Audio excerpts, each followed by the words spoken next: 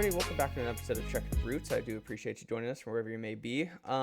Today we have I actually think this might be the first four-cylinder driver or USRA tuner on the episode today. So without further ado, let's not waste any time. Let's get right into it. Mr. Austin Robertson. Austin, how are you doing today, man?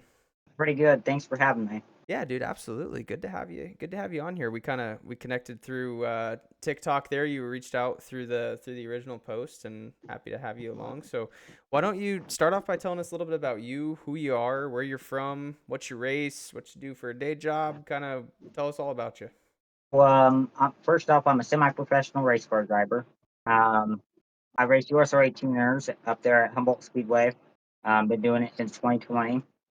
I grew up around the racetrack. That's all I've ever known. So that's just pretty much, eat, breathe, sleep racing. Yeah, absolutely, man. Absolutely. So, did you have someone in your family who did the four-cylinder route, or like what made you want to go into the No. four cylinders? So pretty much, growing up at the track, I always knew that I wanted to get into racing, and then they had an entry level class at that time, and they were called sport compacts at the time, and pretty much a stock four cylinder, bust the windows out, put a roll cage in, and go. And so I bought one. I actually, fun fact, how I bought my first race car was I actually saved up money from 50 neighborhood kids' bicycles to afford to buy my own race car. So um, that's pretty much how I got started. Uh, Huh. Dude, so yeah, that's a lot of bikes, dude. Like that's a lot of bikes to be able to figure yeah, out to buy a car. I mean, that's either your prices were yeah, crazy or yeah. you fixed a lot of bikes. Well, I'll put it this way: I knew how to hustle. Yeah, fair enough. Fair enough. I like it. What kind of car do you drive? Yeah, Because I looked into going into the sport compact route for a while, and I was looking at like the Chevy Cavaliers or I think it was like the Sunfires or Sunbirds, something like that. But what kind of car do you drive? yeah. I actually have a Chevy Cavalier. Chevy Cavaliers. What year is it an automatic, manual? What year do you drive? It's an automatic. It's 2002, Nice. Nice. And did so it it has a come 2.2 EcoTech in it. okay. Okay. Did it come to you already with the roll cage in it, or did you have to put the roll cage in it and bust the windows out and do all that Yeah, stuff? yeah. It came. This one came to me with everything pretty much. So Very that cool. made it a little nicer. Very cool. Well, I would be remiss to not ask. So, on your social media, you're noted as the instigator. So, tell me a little bit about that. Why is that the nickname? So fun fact. So I was whenever I first was getting started, I joked around with my buddies that I was gonna call myself Speedy Gonzalez. Well, they said no. They said, you like to start trouble, instigate things, and then, you don't want no part of it afterwards. So they said, you got to call yourself the instigator. So, um, yeah, so that's just kind of the name I got, and it's kind of stuck. Yeah, no, I like it. No, I like it. That's awesome. So Yeah. what's the plans moving forward for you then? Are you planning to stay in the tuners, or are you looking to move into a different class at some point? Kind of what are your aspirations in racing? Ideally, everybody wants to move to the bigger class, but I mean, budget, money. It's all about that almighty dollar. So ideally, if the dollar bills align, then I'd like to move up to like pure stock or something. But as of right now, just tuner. Yeah. Um, I have a blast with the tuner stuff, and I know these tuners pretty well. So I mean, makes sense just to stay here for now. Yeah.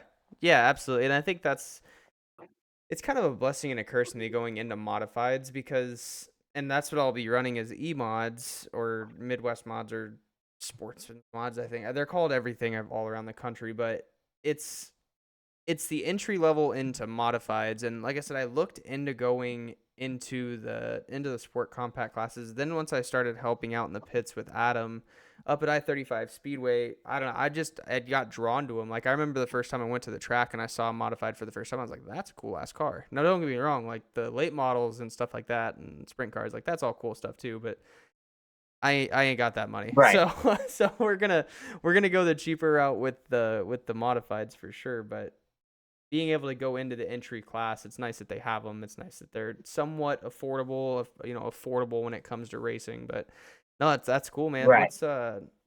What's kind of been the biggest learning curve for you starting racing? Kind of what's been the biggest, like the toughest thing that you've had to learn?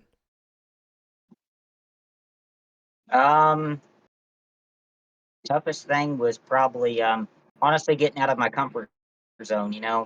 That was probably the biggest thing I struggled with for many years. I was just ever since I started, I was more of a bottom feeder. I like the middle. I mean the bottom of the track. But now, as I've gotten more comfortable over the years, I've been moving up more and more. Middle high. And that's probably the biggest thing I've had to learn is just to be comfortable. Running wherever you got to run. You Yeah. know. Yeah, absolutely. I did those 5 or 6 hot laps in a modified about a month ago now, but that's I'll it's you can sit in the stands as much as you want and you can watch as much racing as you want, but until you're in the car and you're hauling ass down the front straightaway at that corner, and it's the natural instinct, like Hmm. you want to get out of the throttle, but like you're not supposed to. It's hard, dude, and so I know exactly what you mean of, like, getting Right. that comfort level to trust the car. That's what everybody's told me. You just gotta trust the car, and it's like, well, I don't know this damn Right. car, dude. How am I gonna trust that this thing's gonna do? I don't even know if I'm gonna do what I'm supposed to Right. do. Amen. Yeah, that makes sense.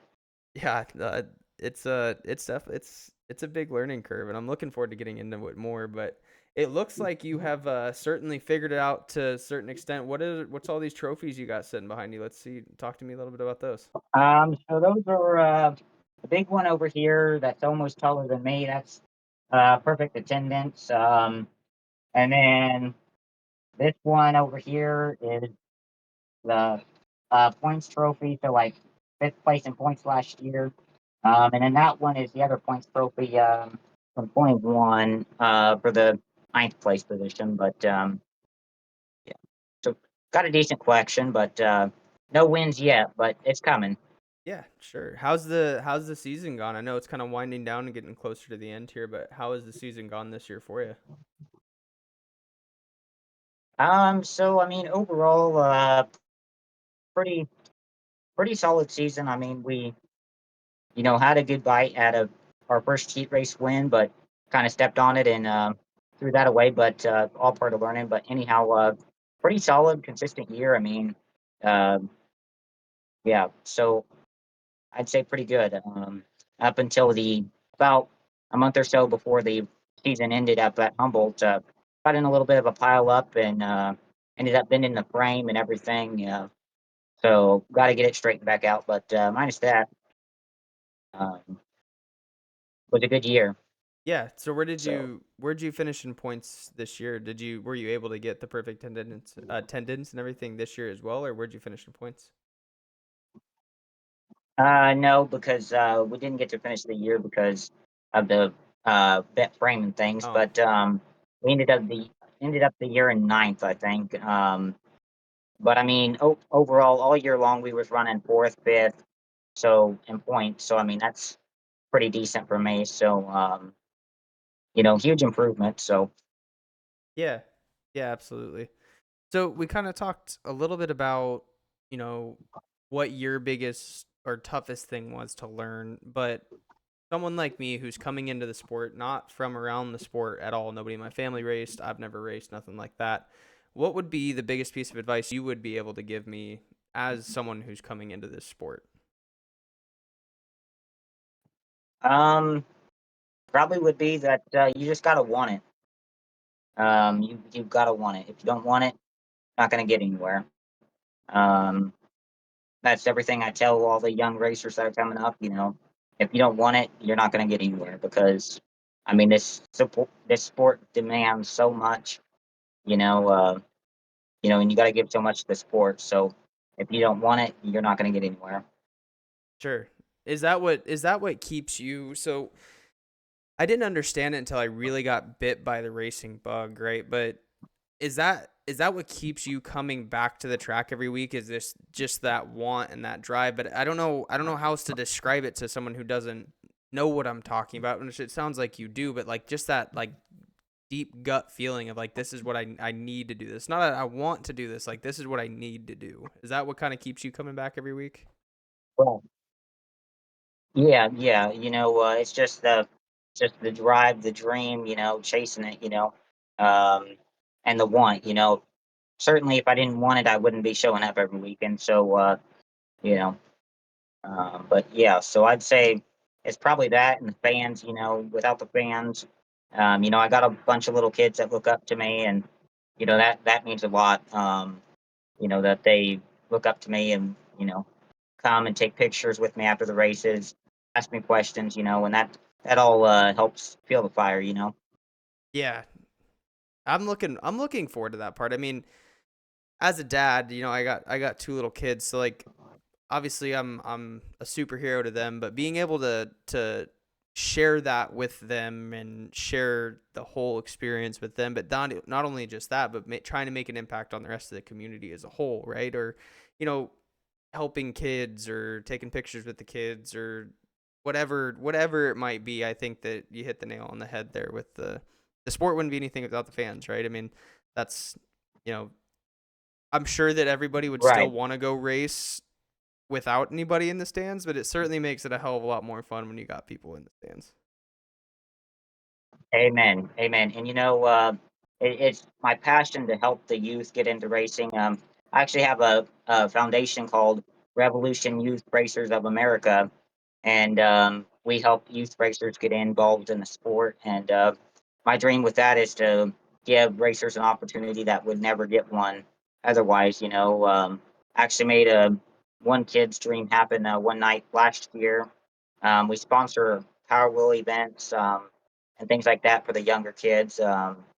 So just trying to get the young kids involved, and like I said, I want to help the young kids that maybe their parents can't afford to get them into racing. That wouldn't get the opportunity otherwise. So that's just where my dream is. So Sure. So how does that work? Do you let them, drive your car around for a while or kind of how does that all tell me? I want to hear a little bit more about that. That's really cool that you do that, man. I mean, commendable. That's a tip of the hat to you, but tell me a yeah, little bit more about it. so the kid that I put in my car last year to drive, I let him drive for the mechanics race, and so he drove my car, and that was pretty much the kickoff of the program. And now we sponsored Power Wheel events for the youth. Put up some money for that. Heck, this year they actually raced for $125, um, which is crazy for Power Wheels. Right. Um, so yeah, we just do things just to get the kids involved, and you know, it's all Awesome. about them. Oh, yeah, yeah, that's awesome, dude. Yeah. How would people be able to, if they want to look into that anymore, or reach out to you on that, or support that in any way? Kind of how can they find out more about that? So you can go on Facebook, and we got a Facebook page called Revolution Youth Racers of America, and you guys can message me on there, or you can message me on my personal Facebook, Austin Robertson, and work something out. Yeah, sweet. Well, I'll make sure to link all that stuff down below too. If anybody is, if anybody has any questions or anything like that with the Revolution Youth Racers of America. So that's awesome, man. That's awesome. Tell me I Yeah. love hearing these kind of stories, but what's a really fond memory of yours, or the memory you hold near and dear to your heart? It doesn't even have to be. You said you grew up on the track. Maybe it's something when you were a kid, or maybe it's something you've experienced here recently. But like, what's a memory or a moment that you hold real near and dear to you within racing? That's a tough one. You put me on the spot here. Yes, take your Um, time, dude. You're fine. Probably the best memory was probably the first time I turned laps on the racetrack. Um, yeah, that was probably the best memory. That's awesome. Because you're so anxious, so nervous, don't know what to expect. You're going out there with a pack of wolves, um, and then after it's over, you're like, "Man, I can't believe I just did that." Right. And then 10 minutes later, you're wanting some more. I don't remember. I think it was Cody Grogan who phrased it like this. I think, but he said it's like being in a tornado. Like, it is mass chaos around you, but it's also the most calming thing when you're in the middle of it. Like, it is total chaos, but then at the end of it, when everything settles, everything's nice and calm, and it's just he said it's but that I think that's a the more I hear people describe what it's like to be racing is I think it sounds like it's a pretty close representation of being in a tornado. Oh, definitely. Yes. Yeah. It's crazy because, everything, once that green flag drops, everything in the world doesn't matter anymore. It's just you in that car and, uh, you know, you just go out, do your thing, and nothing else matters. We Well, man, I mean, honestly, that's kind of the extent of my question list. But what I like to do is I like to open the floor to you. So what I mean by that is, something that hasn't come up naturally or something that you want to talk about or want to elaborate more on or sponsors or merch or social media. Really, anything is on the table. Anything you want to talk about, the floor is yours. So by all means, Mr. Austin, the floor is yours. Yeah. So, those of you guys that don't know, you guys can go look at my racing page on Facebook, The Instigator Racing on book. Right, is the same as YouTube, The Instigator Racing on Facebook and TikTok. Um, TikTok, I post racing content on there as well. Um, but I'm also making TikTok another source of income as well, so that's pretty cool. Um, but yeah, so then I got to thank all my sponsors, that make it possible for me to, chase my dream every weekend. Ultra bookkeeping and advisory and tax, extreme construction and contracting, home build vending, Top It out of Chanute, Fastenal, um, everybody, 87 vinyl graphics, everybody that just makes it possible for me to chase my dream every week. Um, and another fun fact about me is 99.9% of the time you can catch me at the track by myself. Um, I most of the time a one man show, so there I go again, telling you you gotta have the want because um, it's a lot of work for one person. So, but it's definitely rewarding when you do pretty good, knowing that you've done 99.9% of it yourself. So, Yeah, I can really relate to that last phrase there of the pride of knowing that you did it yourself. So obviously I'm doing this on a budget, right? But what I pride myself in wanting to do it this way, even though most days I am cussing myself for wanting to do it this way. But I mean, I bought less than a roller, I would even say. I mean, it didn't have all the body panels, didn't have anything like that. And I have completely taken this car 100% apart down to the frame. I mean, hell, you saw it today on TikTok. I mean, it is bare. right, And I am going to put every piece back on it. Obviously, the machining, I can't do the machining for the engine, but I'll have some machining done on the engine, and then I will put every piece back in the engine. I will put every part together in that car. So then when I go out and I race, if I beat you, then I beat you. Not, and there is nothing wrong. I right, want to phrase this. There's nothing wrong with people who have the ability to pay people to put their engines together or set up their cars or whatever, however that stuff works. Nothing wrong with that. But for me, there's a sense of pride of I beat you, not the 15 other people who put my car together and I beat you. It's I beat you. And obviously I have a ton of help, right? I have amen. this circle of people that are helping me with, giving me a helping hand or giving me advice on this, that, and the other, and that's awesome. But at the end of the day, it's me in my garage sweating it out, trying spray painting my goddamn chassis, trying to get it done. I mean, it's a yeah, dude. I love that you do that though. That's freaking awesome that you go to the track by yourself and it's a one man show because you want it. And that's awesome, man. Yeah, yeah, yeah. It's definitely not easy, but like I said, very rewarding. So, That's awesome, dude. Well, what else you got? You got anything else, Mr. Austin, or that kind of wrap up what you had to say? yeah, I think that pretty much concludes everything. You know, uh, like I said, can't thank all my sponsors enough. Everybody that supported me all these years, all the fans, everybody that buys merchandise and everything. Been selling more and more of that each year, so that's pretty awesome. Just to see the fan base grow each year, and so yeah, looking forward to next season.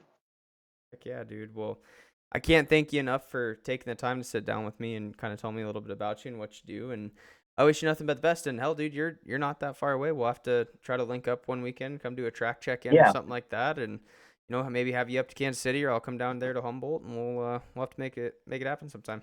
yeah, yeah, yeah, definitely for sure. Awesome, dude. Well, thank you very much, Austin. Have a great rest of your night. You too.